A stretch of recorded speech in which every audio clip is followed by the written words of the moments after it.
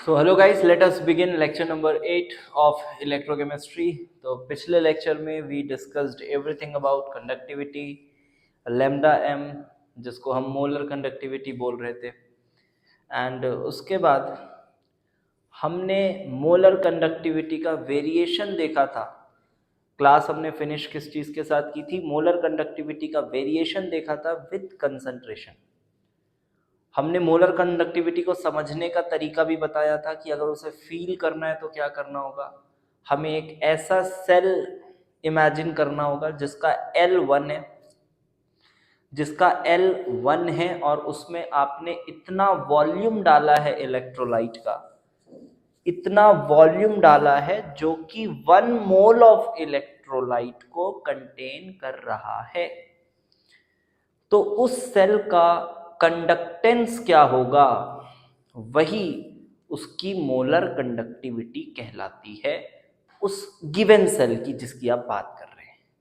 आप उसको एक हाइपोथेटिकल सेल में ट्रांसफर करिए, उसकी रेजिस्टेंस निकालिए, कंडक्टेंस निकालिए और फिर आप उसको लैम्डा एम बोलते थे। ये बात हमने बहुत अच्छे से समझी और हमने लास्ट में एक ग्राफ बनाया था बेटा। वो ग्राफ कुछ ऐसा था,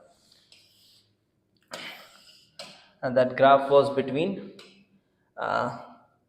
lambda m and root c concentration and lambda m।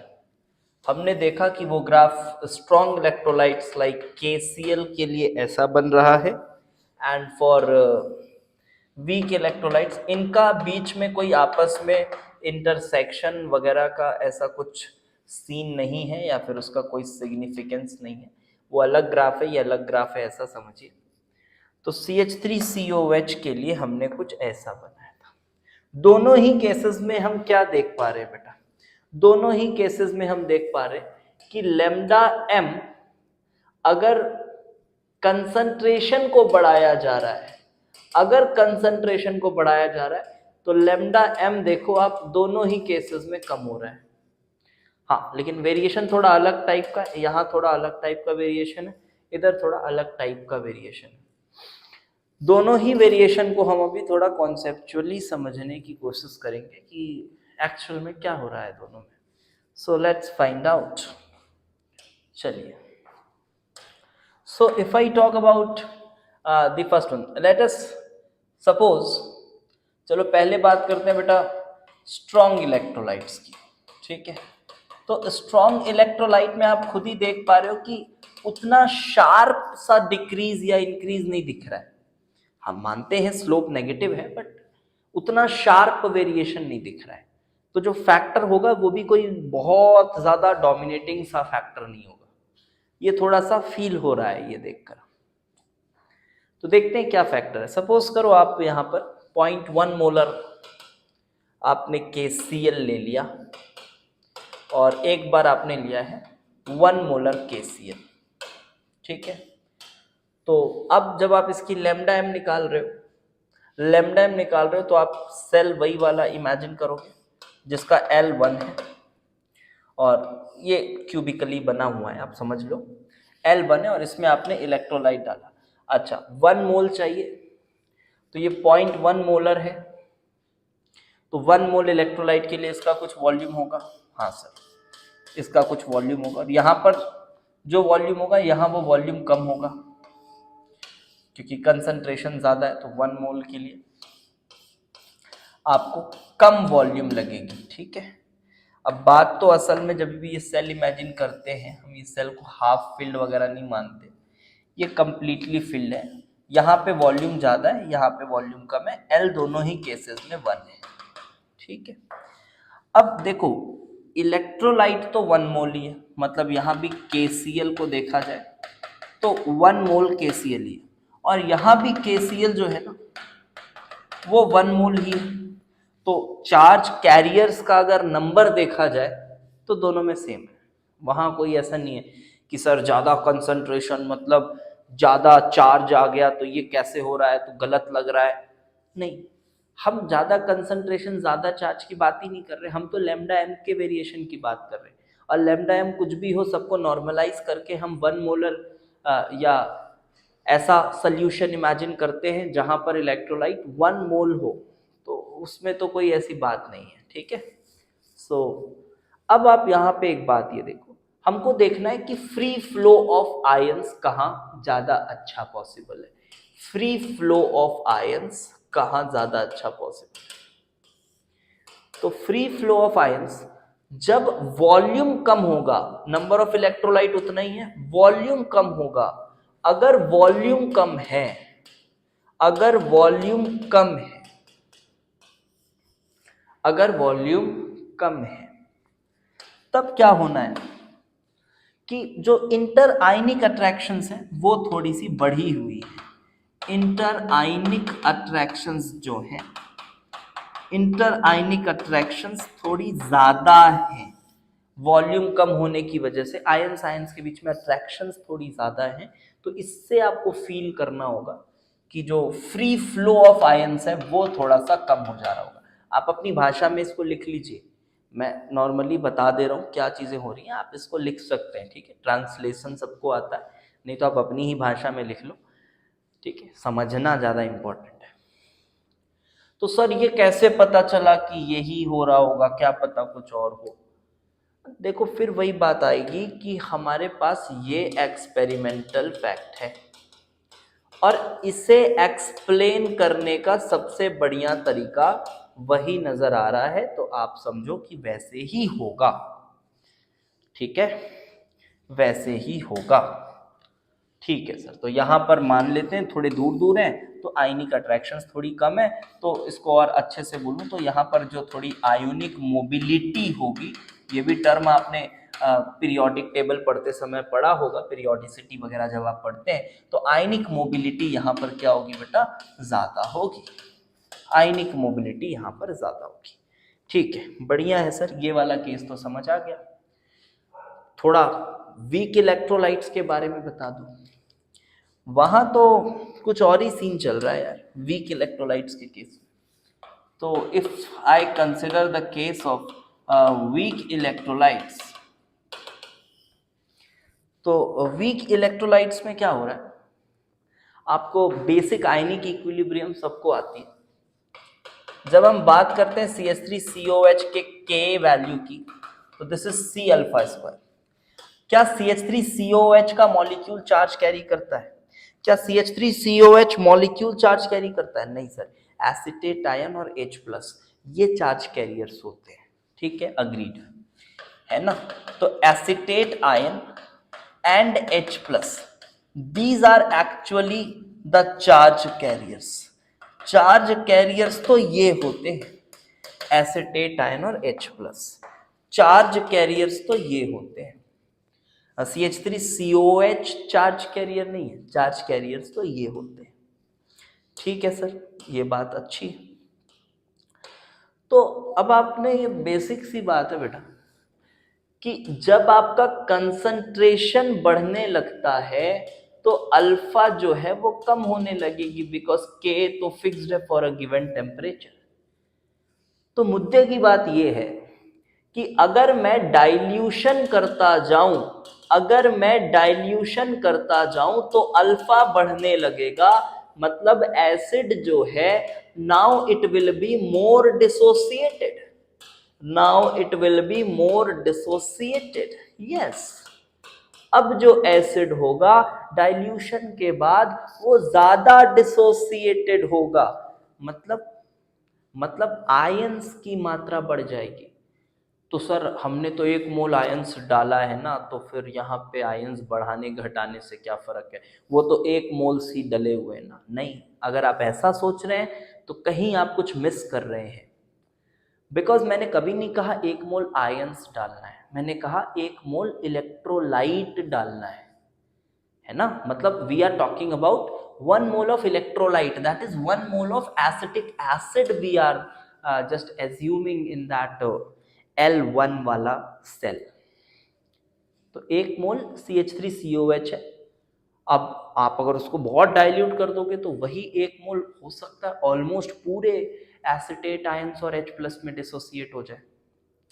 तो इससे अच्छी बात क्या होगी फिर, है ना। बस वही कहना चाहता हूं कि यहाँ तो केस ही अलग है। आप इंटरआयनिक अट्रैक्शंस वगैरह जो चीज़ है उसका कोई यहाँ पे बहुत ज़्यादा महत्व नहीं है, बिकॉज ये ज़्यादा डोमिनेटिंग लग रहा है और ज़्यादा अच्छी फीलिंग आ रही है कि नंबर ऑफ चार्ज कैरियर्स ही बढ़ते चले जा रहे हैं। तो यहाँ पर मैं कहूँगा नंबर ऑफ जो चार्ज कैरियर्स हैं वही बढ़ रहे हैं, और चार्ज कैरियर्स बढ़ने की वजह से हम कहेंगे कि लैम्डा एम बढ़ेगा। कब? On dilution. यस, डाइल्यूशन पे लैम्डा एम बढ़ेगा। बढ़िया सर, समझ में तो आ रहा है, ये कोई दिक्कत नहीं है। तो इन दोनों चीज़ों से क्या समझ में आता है कि लैम्डा एम मैक्सिमम कब होगा? सर डाइल्यूशन से बढ़ रहा है तो मैक्सिमम डाइल्यूशन कब होगा? जब कंसंट्रेशन टेंड्स टू जीरो हो, है ना? जब कंसंट्रेशन टेंड्स टू जीरो हो तब डाइल्यूशन मैक्सिमम होगा, जिसको हम इनफाइनाइट डाइल्यूशन भी बोल सकते हैं। इसका मतलब सर लैम्डा एम मैक्सिमम होगा जब इनफाइनाइट डाइल्यूशन। जी हाँ, तो एक टर्म अभी हम आगे डिफाइन करेंगे and that we will be calling as molar conductivity. Molar conductivity at infinite dilution. Molar conductivity at infinite dilution, and that is called lambda m degree. Lambda m degree. तो lambda m degree किसी भी electrolyte की molar conductivity का maximum value है। फिलहाल अभी हम इस ग्राफ से देखें, अभी हम बहुत कुछ पढ़ने वाले हैं लैम्डा एम डिग्री के बारे में, टेंशन मत लो, अभी आराम से चल रहा हूँ मैं एकदम सीक्वेंस के साथ। अगर आप पूरे लेक्चर्स को अच्छे से समझ लेते हो फिर आप देखना आपको मज़ा आ जाएगा, सभी क्वेश्चंस वगैरह ऐसे बनने लगेंगे आपसे। लेकिन हाँ, थोड़े क्वेश्चंस आपको खुद से प्रैक्टिस करने पड़ेंगे, वो स्किल क्या है कि थोड़ी डेवलप करनी पड़ती है ना? तो देखो अभी इस ग्राफ को भूल जाओ, ऊपर वाले ग्राफ को देखो। अगर इसको मैं ऐसे थोड़ा एक्स्ट्रापोलेट कर दूं तो ये यहाँ पर इंटरसेक्ट कर रहा है। लैम्डा एम इस पॉइंट पे कंसंट्रेशन 0 है, तो इसको मैं कह सकता हूँ लैम्डा एम डिग्री। किसके लिए कह सकता हूँ lambda M degree? For strong electrolyte. तो स्ट्रॉन्ग इलेक्ट्रोलाइट के लिए तो काफ़ी आसान है सर, बढ़िया है कि आप लैम्डा एम डिग्री निकाल पा रहे हो from the graph, from extrapolating the graph. तो एक्स्ट्रापोलेशन इसका किया जाए तो आप लैम्डा एम डिग्री निकाल पा रहे हो किसके लिए? स्ट्रॉन्ग इलेक्ट्रोलाइट्स के लिए। अब मैं थोड़ा सा स्ट्रॉन्ग इलेक्ट्रोलाइट्स के लिए एक इक्वेशन भी बता दूं जो इवन थोड़ी आपके एनसीईआरटी में भी मेंशन्ड है, दैट इज डेबाय-हकल इक्वेशन। ओके, वो इक्वेशन क्या है? वो एक्चुअली इस एक्सपेरिमेंटल कर्व को थोड़ा सा सपोर्ट करती है। उसकी थ्योरी नहीं पढ़नी है हमें, we have to just look at the equation given by Debye Huckel. तो डेबाय-हकल की एक इक्वेशन है and this equation is in the form of y is equals to mx plus c negative slope के साथ। तो this is the equation lambda m is equals to lambda m degree. ये कहाँ से आया, कैसे आया, उसको नहीं हमें देखना है, सिर्फ ये एक इक्वेशन है, इसको समझो। एंड ये स्ट्रॉन्ग इलेक्ट्रोलाइट्स के बिहेवियर को बता रहे हैं, स्ट्रॉन्ग इलेक्ट्रोलाइट्स के बिहेवियर को बता रहा है, स्ट्रॉन्ग इलेक्ट्रोलाइट्स के बिहेवियर को बता रहा है with change in concentration. And you can see that it is in the form of y is equals to mx plus c where slope is -a। ये स्लोप -a है। अब ये वाला जो टर्म होता है ये फैक्ट है, आप बस थोड़ा सा ध्यान रखें, ठीक है? मैं इस इक्वेशन के डेप्थ में या फिर इसके सपोर्ट में कोई थ्योरी वगैरह हमें नहीं पढ़ना है। आप ये ध्यान रखें कि ये जो a है इसकी जो वैल्यू है is same for same type of electrolyte, same type of electrolyte. अगर एक ही तरह का इलेक्ट्रोलाइट होगा तो इसकी वैल्यू भी सेम रहेगी। value is same for same type of electrolyte. For example KCl NaCl दोनों ही बेटा 1:1 इलेक्ट्रोलाइट है, और अगर ये 1:1 इलेक्ट्रोलाइट है तो दोनों की एक ही वैल्यू सेम होगी, ठीक है। इसी तरह से आप बेरियम क्लोराइड ले लो, कैल्शियम क्लोराइड ले लो, ये दोनों ही अगेन आप 1:2 इलेक्ट्रोलाइट बोल सकते हैं, तो इसके लिए भी एक ही वैल्यू सेम होगी। किसकी ज्यादा होगी किसकी कम होगी उस पर भी कोई चर्चा नहीं करनी है, इतनी सी बात ध्यान रखो, उसके लिए कम होगी, उसकी भी सेम होगी, इसकी सेम होगी, दोनों की आपस में अलग अलग होगी।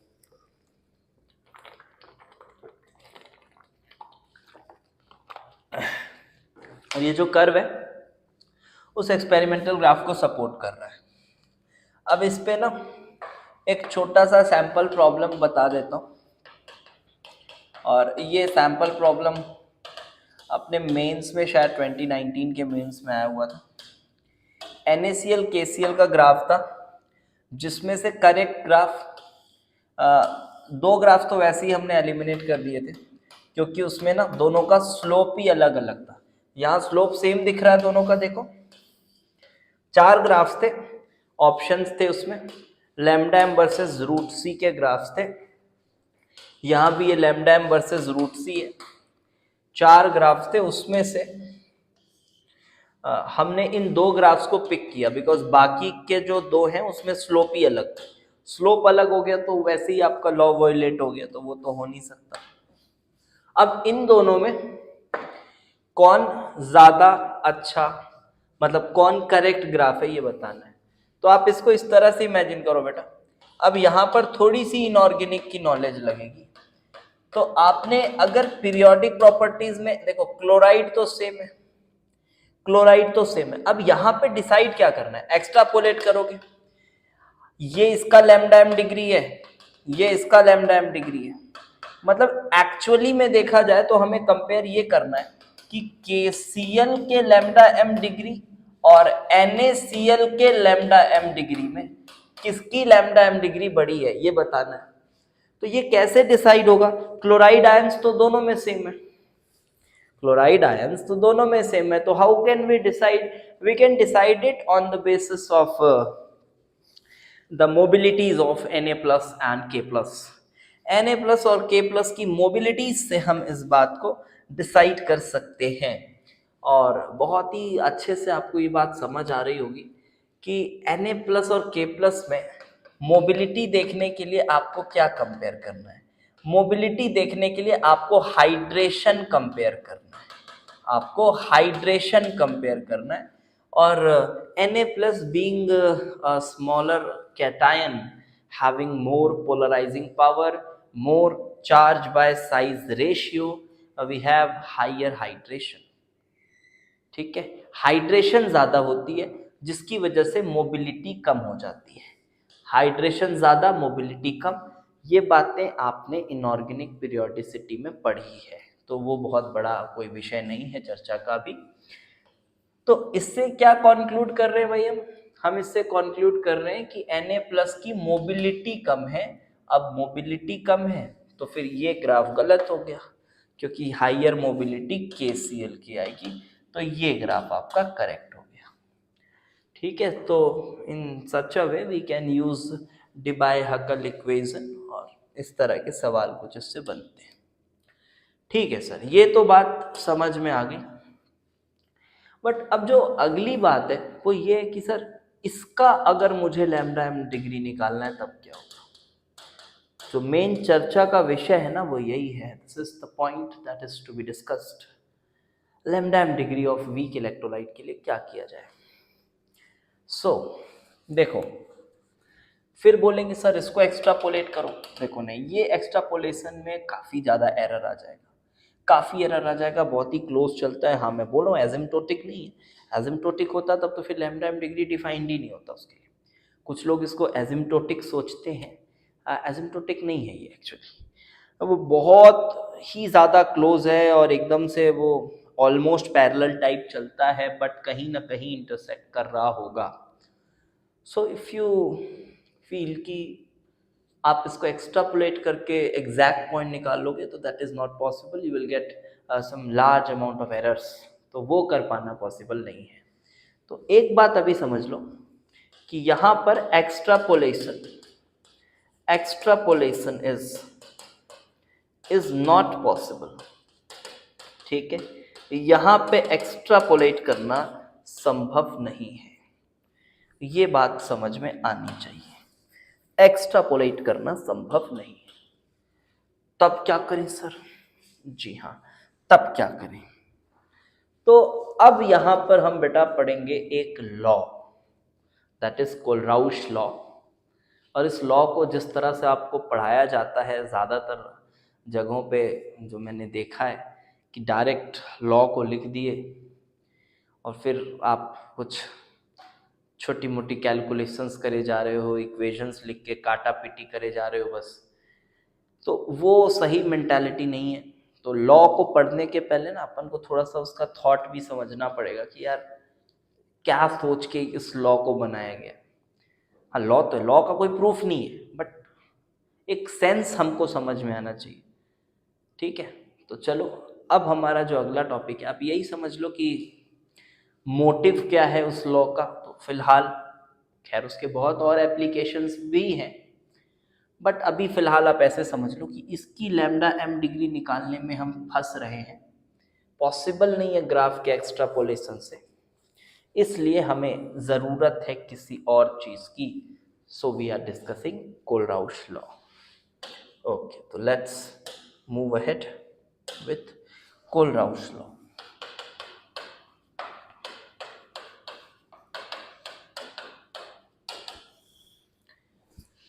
ये लॉ कहता क्या है? तो लॉ तो सीधा स्ट्रेट फॉरवर्ड बात करता है कि अगर आपको NaCl की लैम्डा एम डिग्री चाहिए, तो एक्चुअली जो लैम्डा एम डिग्री है, अब देखो इसका कोई मैं मैथमेटिकल प्रूफ नहीं दे सकता, ये बस आपको एक सोचना पड़ेगा और कॉमन सेंस टाइप आपको सोचना पड़ेगा, ठीक है। ऑल्दो ये कॉमन सेंस इतना आसान नहीं था जब ये डिस्कस हुआ था, है मतलब जब ये डिस्कवर हुआ था तो इतना आसान नहीं था जिस तरह से हम अभी बात कर पा रहे हैं, बट फिर भी आप थोड़ा सा समझिए इस तरह से कि जो कंडक्शन हो रही है वो किसकी वजह से हो रही है? आयंस की वजह से। तो आप ऐसा सोचो कि वो आयन और वो आयन दोनों कुछ इंडिविजुअल कंडक्शन करते होंगे चार्ज का, और दोनों की इंडिविजुअल कंडक्शंस का अगर हम ऐड कर दें, देखो फिर से वही बोल रहा हूँ, इसका कोई मैथमेटिकल प्रूफ या फिर ऐसा कुछ सोचने की ज़रूरत नहीं है, आप सिंपली कॉमन सेंस से सोचो कि हाँ यार वो चार्जेस की वजह से ही तो कंडक्शन हो रहा होगा, उन्हीं से कंडक्टेंस की एक वैल्यू आ रही होगी। मान लो बोला 10 यूनिट कंडक्टेंस है, तो 10 यूनिट में कुछ ऐसा होगा कि यार 4 यूनिट कैटायंस की होगी, 8 यूनिट एनायंस की होगी, और उल्टा भी करके सोच सकते हो डिपेंडिंग अपॉन कि आपका आयन कैसा है, कोई ज़्यादा कंडक्ट कर सकता है, कोई कम कर सकता है। जैसे अभी हमने देखा Na प्लस K प्लस में K प्लस ज़्यादा कंडक्ट कर रहा था, Na प्लस कम कर रहा था, तो वैसे ही आयंस का अपना अपना नेचर है, ठीक है। हर आयन का अपना अपना नेचर है, तो वो उस हिसाब से अपना कंडक्शन प्रोसीजर जारी रखेंगे। तो यहाँ इसने कहा कि lambda M degree is actually equal to lambda M of Na plus, lambda M degree of Na plus and lambda M degree of Cl minus. तो अगर मैं इसको स्टेटमेंट के फॉर्म में बोलूं तो ऐसा बोल सकते हो कि limiting molar conductivity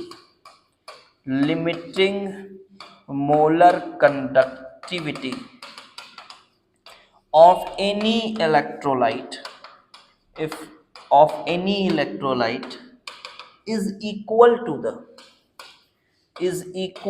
the sum of ionic conductivities, या फिर limiting ionic conductivities, sum of limiting ionic conductivity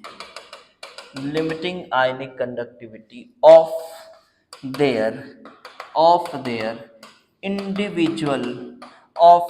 individual ions।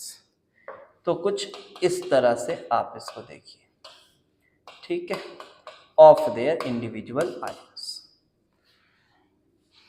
तो सर क्या ये सभी के लिए लगेगा, स्ट्रॉन्ग के लिए भी है, वीक के लिए? हाँ, दोनों के लिए है।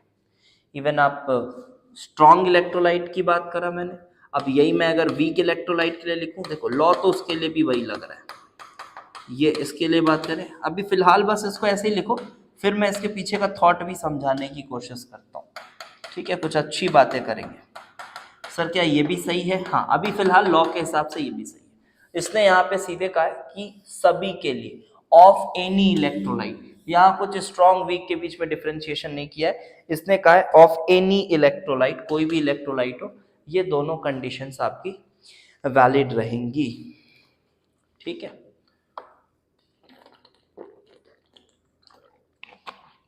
हाँ, तो अब थोड़ा ना इसके पीछे का थोड़ा थॉट समझने की कोशिश करते हैं। ये लॉ समझ गए?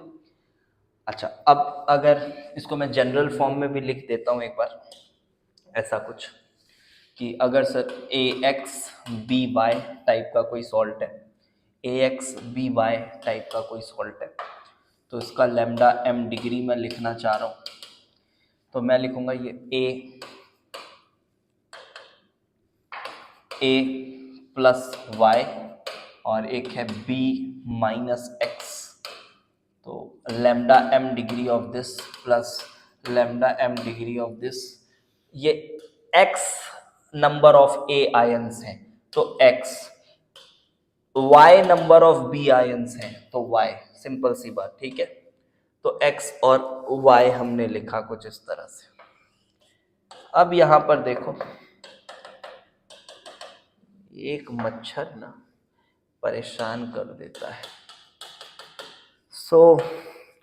ये आपने लॉ को थोड़ा सा मैथमेटिकल फॉर्मूलेशन में लिखा, ठीक है? सीधा सीधा समझ आ रहा है। अब ये नोटेशन हो सकता है किसी किसी बुक में आयंस के लिए कुछ ऐसा नोटेशन दे दिया हो, है ना, ऐसा नोटेशन दे दिया हो आयंस के लिए, तो उससे घबराने की कोई जरूरत नहीं है, मीनिंग उसका वही है, वो नोटेशन से कुछ अलग नहीं हो जाएगा। चलो कोलराउस लॉ को थोड़ा सा और अच्छे से समझने की कोशिश करते हैं, ठीक है? तो इससे ना हम थोड़ा सा दो तीन, पहले हमने लॉ तो समझ लिया भाई कि देखो लॉ तो ये है। अब दो तीन क्वेश्चन मैं आपसे पूछता हूँ, आप मेरे को बताना कि आपको क्या समझ में आ रहा है। जैसे NaCl है, मतलब आप खुद ही को बताओ अभी फिलहाल। NaCl है, क्या इसको मैं ऐसा लिख सकता हूँ, lambda M of Na plus plus lambda M of Cl minus. फिर उसके बाद देखो यहाँ पे मैं गिवन कंसंट्रेशन पे बात कर रहा हूँ, ठीक है? गिवन कंसंट्रेशन 1 मोलर है, मान लो 1 मोलर 1 मोलर, ऐसा लिख सकता हूँ क्या? फिर मैं एसिटिक एसिड की बात करूँ CH3COH, और यहाँ पे भी मैं कह रहा हूँ lambda M of acetate plus lambda M of H plus, यहाँ पे भी 1 मोलर पे बात कर रहा हूँ। तो क्या मैं इनको ऐसा लिख सकता हूँ? तो आपका आंसर होना चाहिए हाँ सर, पहला ये वाला लिख सकते हो आप, क्योंकि ये स्ट्रॉन्ग इलेक्ट्रोलाइट है, तो कुछ भी कंसंट्रेशन लो वी कैन एज्यूम कि वो पूरी तरह से डिसोसिएट हो रहा है। But at the same time जब मैं बात कर रहा हूँ इसकी लैम्डा एम ऑफ दिस, तो this being a weak electrolyte, this being a weak electrolyte, हम इसे ऐसे नहीं लिख सकते, we can not write it like this, because this is a weak electrolyte, और वीक इलेक्ट्रोलाइट कुछ इस तरह से डिकम्पोज नहीं होता है, कुछ इस तरह से डिकम्पोज नहीं होता है, पूरी कंप्लीटली डिकम्पोज नहीं हो सकता, डिसोसिएट कंप्लीटली नहीं हो सकता, तो हम इससे ऐसे नहीं लिख सकते, ठीक है? तो सर इनफाइनाइट डाइल्यूशन पे क्यों लिख रहे हैं? अरे इनफाइनाइट डाइल्यूशन में तो कंप्लीटली डिसोसिएटेड ही रहेगा ना, उसमें तो कंप्लीटली डिसोसिएटेड ही रहेगा, बिकॉज आपको मैंने अभी के वैल्यू से दिखाया कि इनफाइनाइट डाइल्यूशन पे अल्फा आपका अराउंड 1 हो जाएगा, ठीक है? सो अब एक क्वेश्चन और है, उसका आंसर मेरे को आप बताओ, ठीक है? फॉर एग्जाम्पल सपोज मैं लिख रहा हूं lambda M degree of KCl minus lambda M degree of NaCl, इन दोनों का डिफरेंस, और ये इक्वल है या नहीं है ये आपको बताना है अभी, ठीक है? And lambda M degree of K B R minus lambda M, ये देखो इसके एक्सपेरिमेंटल डेटाज उसके पास थे, तो ये उसने बस ऑब्जर्व किया, अभी लॉ नहीं बना है, आप समझो, ये उसने ऑब्जर्व किया, ठीक है। तो इसको उसने ऑब्जर्व किया कि क्या ये इक्वल आ रहे हैं या नहीं, और सेम चीज को जब हमने K C L minus lambda M of N A C L ऐसा लिखा, एंड यहां भी इक्वल बताना है हमें K B R minus lambda M of N A B R, कुछ ऐसा लिखा, तो ये इक्वल था कि नहीं। तो अब तो फिलहाल आपको लॉ पता है, लेकिन उसको लॉ नहीं पता था, उसने ये ऑब्जर्व किया कि यहाँ ये इक्वल है, बट यहाँ ये इक्वल नहीं, ये ऑब्जर्व किया, बट समझाएं कैसे इस चीज को, तो इस चीज को समझाएं कैसे, तो मैं कहूंगा यहाँ तो आप सीधे अभी फिलहाल लॉ के हिसाब से लिख दोगे, तो आप वेरीफाई कर सकते हो K plus plus lambda M degree C L minus minus lambda M degree of N A plus minus lambda M degree of C L minus, ऐसे ही होगा। फिर इधर भी आप कुछ ऐसा ही लिखोगे, lambda M degree of K plus plus lambda M degree of B R minus minus lambda M degree of N A plus minus lambda M degree of B R minus, और आप ये कैंसिल कर रहे हो, यहाँ ये cancel कर रहे हो, आप देख रहे हो K plus minus N A plus की वैल्यू है, K plus minus N A plus की वैल्यू है, दोनों ही वैल्यू सेम है। एक्सपेरिमेंट से उसने ये ऑब्जर्व किया कि दोनों ही वैल्यू सेम है, एक्सपेरिमेंटली ही observed it to be same, ठीक है, ठीक है सर, एक्सपेरिमेंटली ये सेम है, बट यहाँ उसने देखा कि ये एक्सपेरिमेंटली सेम नहीं है, सेम नहीं है सर, ये तो फिर अजीब बात हो गई, क्योंकि अभी आपने बोला कि इसे भी ऐसे लिख सकते हैं, तो अभी भी मैं वो बोल रहा हूं कि आप उसको अभी भी वैसे लिख सकते हो, समझना, यहां पे बच्चे कंफ्यूज होते हैं, ठीक है। तो यहां पे भी आप उसको ऐसा लिख सकते हो, यहां भी अल्टीमेटली आपका lambda M K plus minus lambda M N A plus, ऐसा ही कुछ आएगा वो कटने के बाद, और यहां पे मैं बोल रहा हूं नॉट इक्वल है, यहां पे मैं कह रहा हूं ये नॉट इक्वल है to lambda M K plus minus lambda M N A plus, इसके नॉट इक्वल है, मैं यहां पे कह रहा हूं।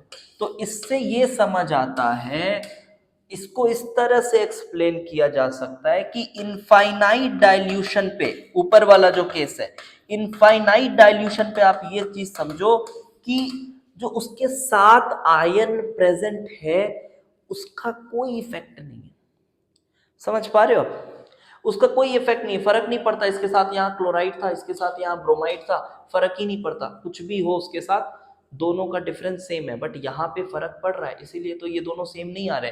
कैसे पता सर सेम नहीं आ रहे, ये तो ऑब्जर्व्ड है, ये तो ऑब्जर्व्ड है, ये सेम नहीं आ रहे। तो यहां से सब कुछ कनेक्ट कर पाओगे अगर आप सोचोगे तो ठीक से। तो ये सेम नहीं आ रहे, इसका मतलब कि जो क्लोराइड आयन है या ब्रोमाइड आयन है उसका कुछ इन्फ्लुएंस इनमें है, मतलब lambda M K plus is not a constant, it's a variable, lambda m k plus even at 1 molar concentration, yes, even at, बड़ा अच्छा स्टेटमेंट निकल के आया है, even at 1 molar concentration lambda m k plus is not constant, it's a variable, it depends upon the type of anion or the type of ions which are present along with k plus, because here their interactions also matters, उनका भी interaction matter करता है, उसका भी फर्क पड़ता है भाई, क्योंकि अभी वो ऐसे रेंज में कि वो इनफाइनाइटली डाइल्यूटेड नहीं है, लेकिन अगर इनफाइनाइटली डाइल्यूटेड हो जा रहे तो क्या समझ में आ रहा है, अगर वो इनफाइनाइटली डाइल्यूटेड हो जा रहे हैं तो क्या समझ में आ रहा है कि हाँ अभी फर्क नहीं पड़ता कि उनके साथ कौन है, उनकी सबकी इंडिविजुअल आइडेंटिटी है। ये जो मैंने स्टेटमेंट बोला फिर से वीडियो पीछे ले जाकर एक बार लिख लेना, ठीक है, फिर से लिख लेना, समझ लेना पॉज करके मैंने क्या बोला है, समझ में आ जाएगा, 2 बार सुनना समझ में आ जाएगा कि when we talk about given concentration पे lambda M K plus is not constant, is not constant even at fixed concentration, even at fixed concentration. Concentration fix हो तो भी कांस्टेंट नहीं है वो, बिकॉज डिपेंड कर रहा है बाजू वाले एनायंस के इंटरेक्शंस पर, बट इनफाइनाइट डाइल्यूशन पर ईच आयन बिहेव्स इंडिविजुअली, ऐसे बिहेव करता है जैसे उसके साथ कोई और कुछ हो ही ना, कुछ इस तरह से बिहेव करता है, बिहेव्स इंडिविजुअली। तो आई होप आपको जो कोलराउश लॉ है वो लॉ अच्छे से समझ में आया होगा कि what actually it means, law है क्या। अब आगे पढ़ते हैं बेटा थोड़ा इसके ना एप्लीकेशंस, और फिर बनाएंगे कुछ क्वेश्चंस इससे, इस पे रिलेटेड। तो एप्लीकेशंस थोड़े से पढ़ते हैं। So applications of Kohlrausch law.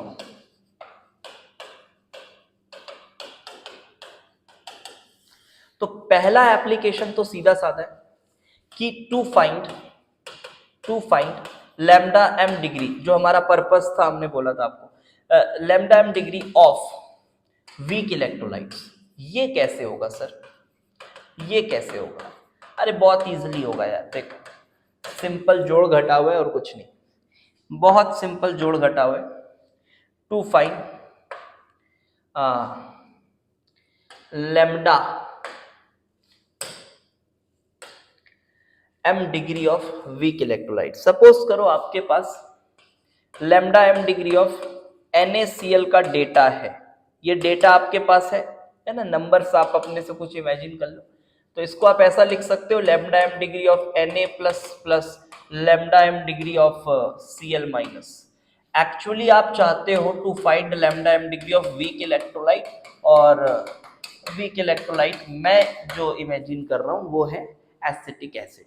इसका मैं लैम्डा एम डिग्री निकालना चाहता हूँ, मैं इसका लैम्डा एम डिग्री निकालना चाहता हूँ। लैम्डा एम डिग्री NaCl का ये है, ये आपको डेटा गिवन है और आप इसको लॉ से इस तरह से तोड़ के लिख सकते हो। ठीक है, ये आप क्यों लिख पा रहे हो? ये आप इसलिए लिख पा रहे हो बिकॉज आपको कोलराउश लॉ पता है।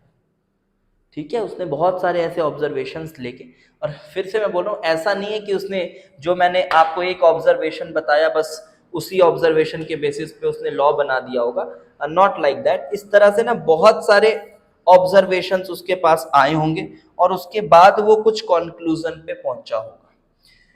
ठीक है, तो अभी मेरे पास ये डेटा है। अच्छा, एक और डेटा मेरे पास है, देखना ध्यान दो, यहाँ पर मैं स्ट्रॉन्ग इलेक्ट्रोलाइट्स ही ले रहा हूँ, तो इसको मैं लिख सकता हूँ H plus lambda M degree of Cl minus, और इसी के साथ मेरे पास एसिटेट, सोडियम एसिटेट, जो कि एक सॉल्ट है, सॉल्युबल सॉल्ट है, तो ये भी स्ट्रॉन्ग इलेक्ट्रोलाइट की तरह ही बिहेव करता है। तो इसके लिए मैं lambda M degree of acetate plus lambda M degree of Na plus कुछ ऐसा ले सकता हूँ, कुछ ऐसा ले सकता हूँ। तो अब आपको करना क्या, यू नीड दिस, और इसको भी आपको पता है बाय कोलराउश लॉ कि इसे भी ऐसा लिखा जा सकता है lambda M degree of acetate plus lambda M degree of H plus, ये तो लिखा जा सकता है, ये तो लॉ बोलता है, ऑब्जर्वेशन है तो सही है। अरे यार तो क्या करना है, अरे बस जोड़ घटाव करना है, कर लो। आप एक काम करो, इस इक्वेशन को और इस इक्वेशन को ऐड करो, फिर इस इक्वेशन को माइनस कर दो। ठीक है, तो देख पा रहे हो आप, थर्ड प्लस सेकेंड माइनस कर दो फर्स्ट वाले को, थर्ड प्लस सेकेंड फर्स्ट वाले को माइनस कर दो। So then you will get this only acetate, और ये मिल जाएगा क्योंकि आपने ऐड किया फिर माइनस किया, तो ये तुम्हारा इसके साथ कैंसिल हुआ या इसके साथ कैंसिल हुआ, तो अल्टीमेटली ये हुआ। तो ये वैल्यू आपकी क्या है, ये है lambda M degree of acetic acid, ये है lambda M degree of acetic acid. तो इससे क्या समझ आया कि हाँ, कोलराउश लॉ का एक हेल्प तो हमने लिया, एक एप्लीकेशन देखा कि हम जो ग्राफ से नहीं कर पा रहे थे वो इस लॉ की मदद से कर पा रहे। सर ये डेटा कहाँ से आ गए? अबे ये तो तुम्हारे ग्राफ से ही आ गए ना, स्ट्रॉन्ग इलेक्ट्रोलाइट है, तो ग्राफ से ही एक्स्ट्रापोलेशन से आ गए, तो उसका कोई लोड ही नहीं है।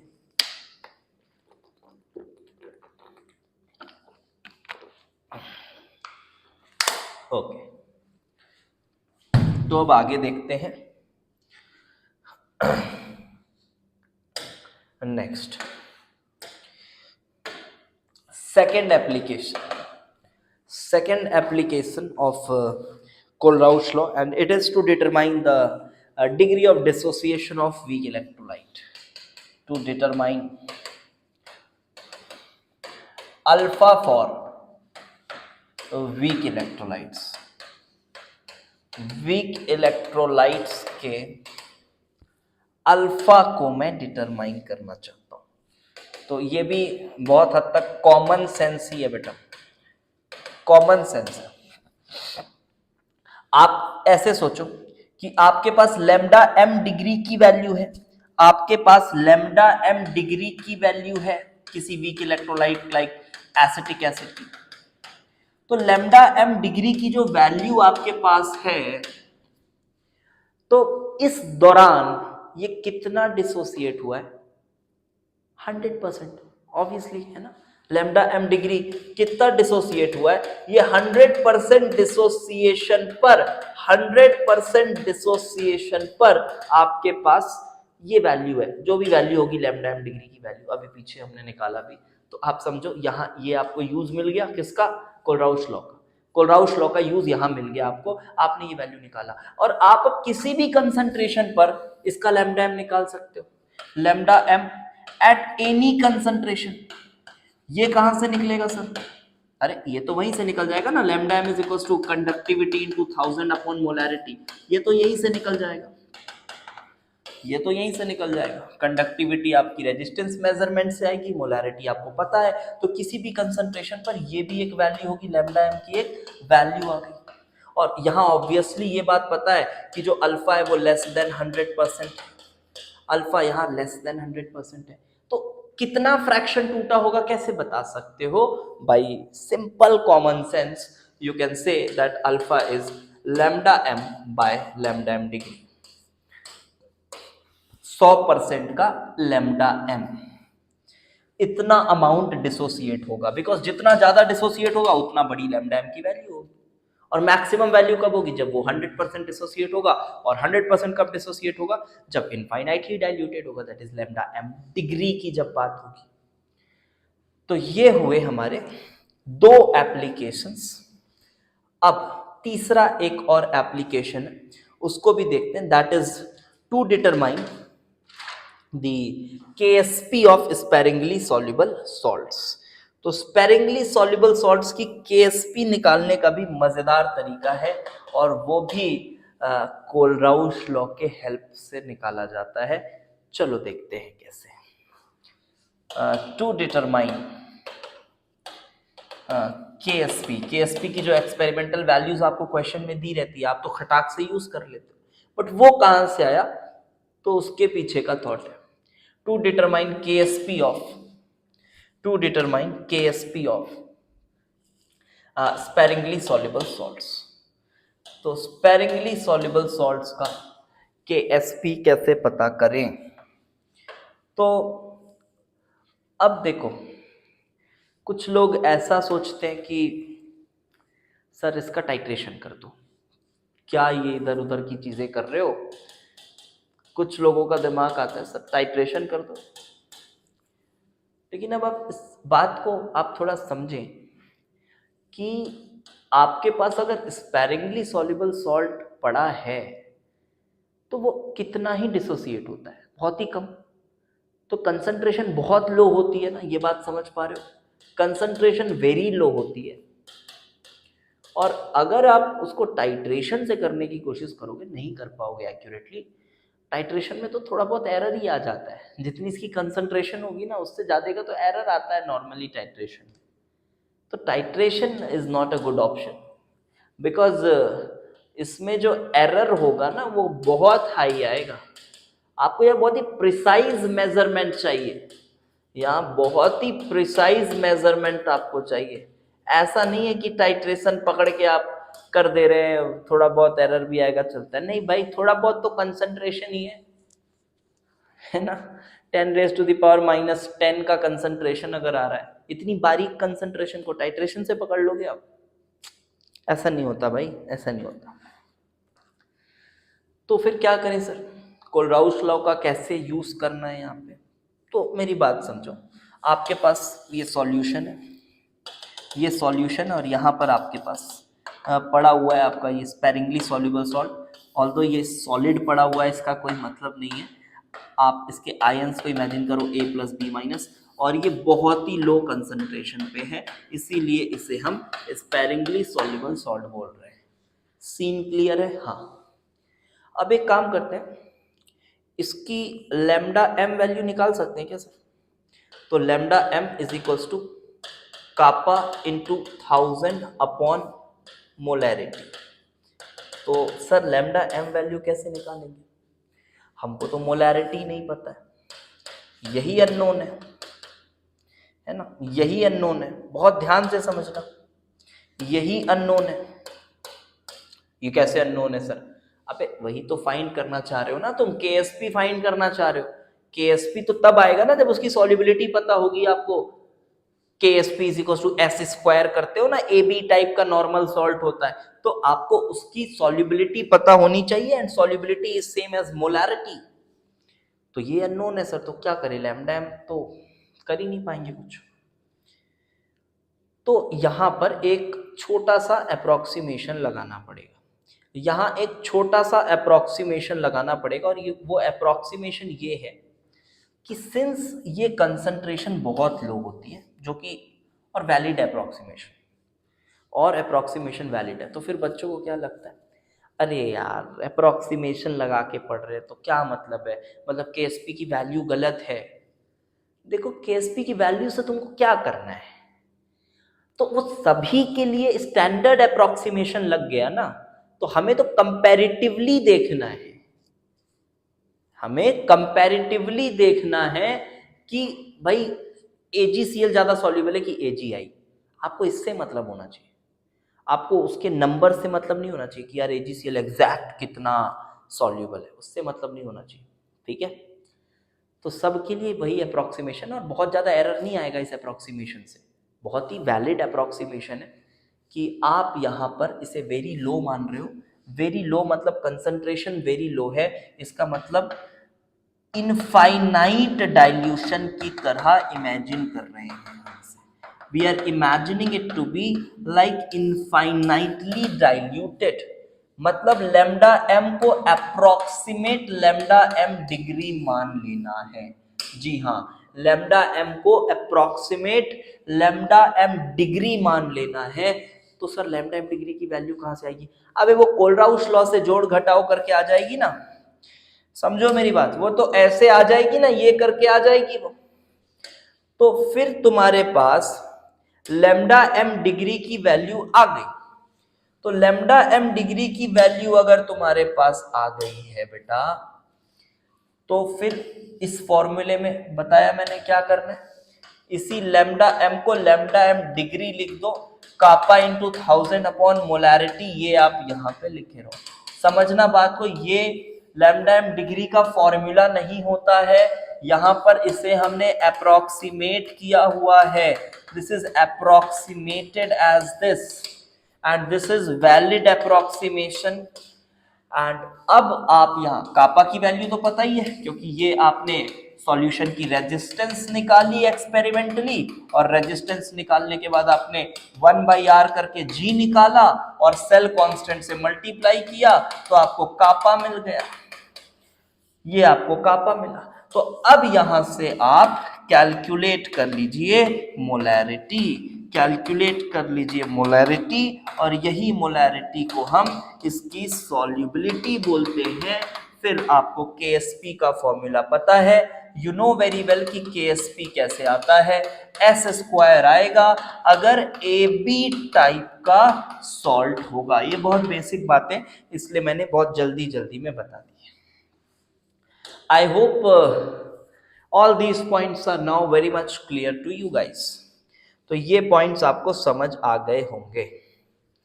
अब जो अगला पोर्शन बचा हुआ है,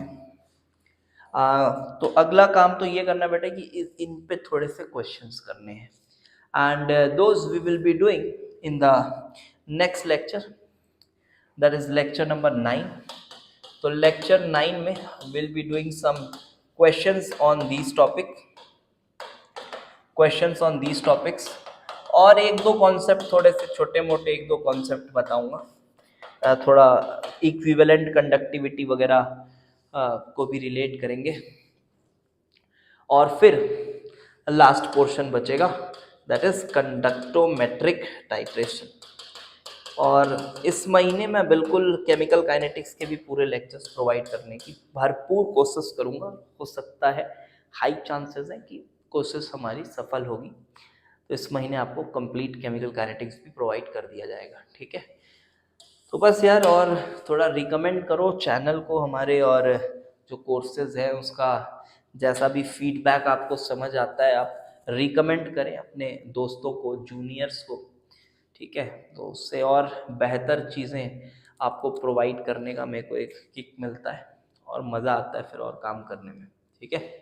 थैंक्स फॉर वॉचिंग, मिलते हैं फिर लेक्चर नंबर 9 में।